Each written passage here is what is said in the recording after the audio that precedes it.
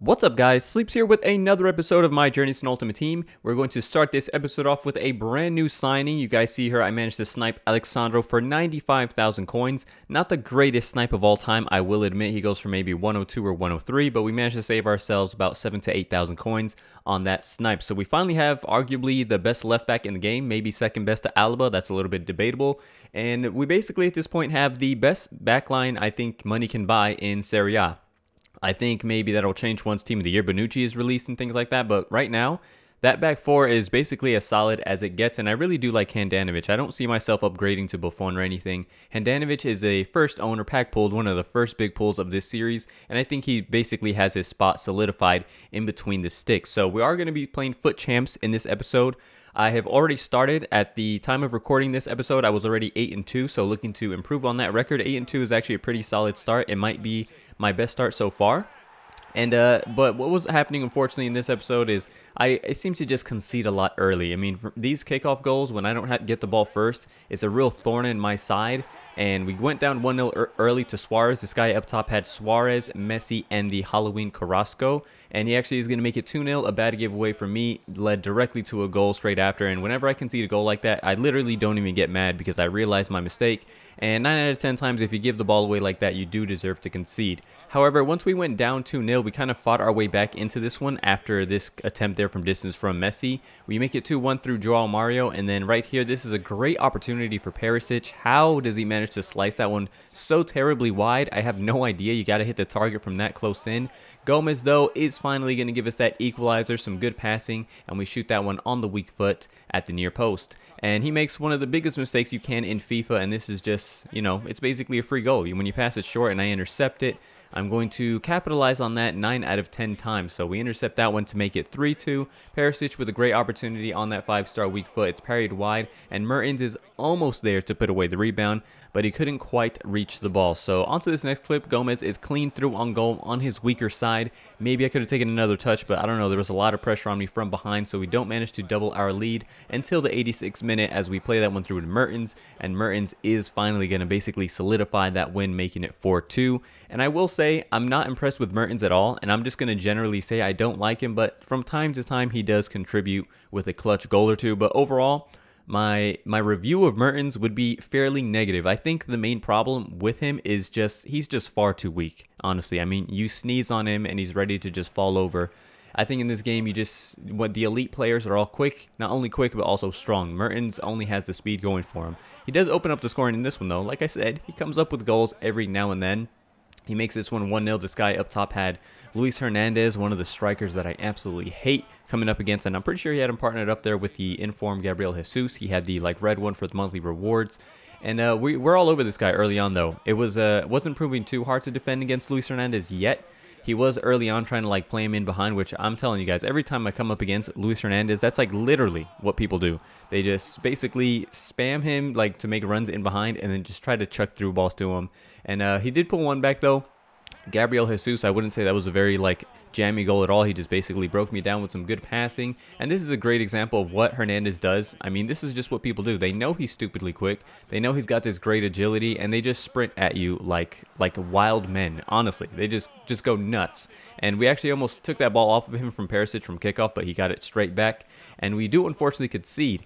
And this guy would just not go down quietly, guys. I mean, this was a very unfortunate goal to concede. You see, I won that ball fairly cleanly twice, but he just kept getting it back. And he's going to put the pressure on us, making this one 3-4 in the 70th minute. But we are going to finally kill this game off. Perisic is there. I think that was his hat trick as well, making it 5-3 in the 78th minute. And at that point, I knew there was no way for him to come back in this one. Perisic on a perfect 10, so he must have had a very good game. So, like I said, that guy would not go down quietly. It was I don't know. He didn't play terribly, but it seemed like every time I got a 2-goal lead, he just straight away brought it back to a 1-goal lead. So I never felt like I had complete control of that game. So moving on to this next match, guys. This guy has 4 lone prime icons, which is so annoying, guys. What do you guys think? Let me know in the comments. Do you guys actually think that people should be able to use these lone players? It's so annoying that I feel like in a competitive setting like FUT Champions, you shouldn't be able to use loans. By the way, that's a shocking miss from Paulinho. I mean, he's 6 yards out and he hits that one off the crossbar.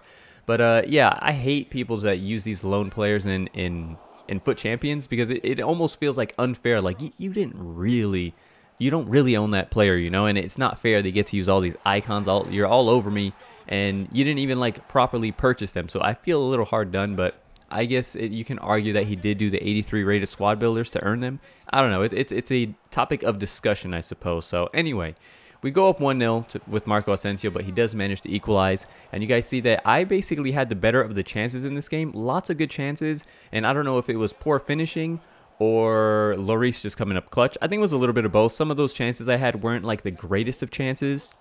They were like from strange angles or perhaps on my player's weaker foot.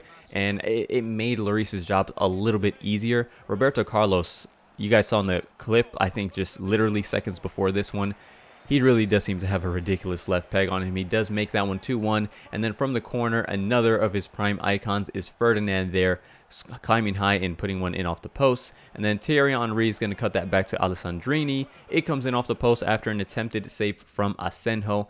And we do not manage to win that game. And I got to say, when I go into these matches with whenever I do it with the fitness team, I just don't feel as good when I go in there with the fitness team. Confidence isn't at an all-time high. And even though in that game, honestly, I don't feel like they performed poorly, we just, sometimes I feel like I need that little bit of edge and quality to help me get some of these results. So moving on to the final match, we are going to play 4 matches of FUT Champions in this episode. This guy has the Del Piero up top, 90 overall. He's got, I think, Sana and Willian on the wing. So plenty of pace up there. I don't know if I'd play my Del Piero at striker. I'd probably play him as a cam or center forward in some formation. And he does get a great chance here from early on. That is such a clutch save from Handanovic, and that's why we're keeping him, guys. The guy is amazing. He's giving me no reason to want to replace him. I can't remember one time where I sat there and I was like, you know what? If I didn't have Handanovic, I would have won that game. Nah. He comes up with great saves all the time. So we are still 0-0 in this one, and he does finally break the deadlock in the 32nd minute. I'm like basically in his face with Chiellini, but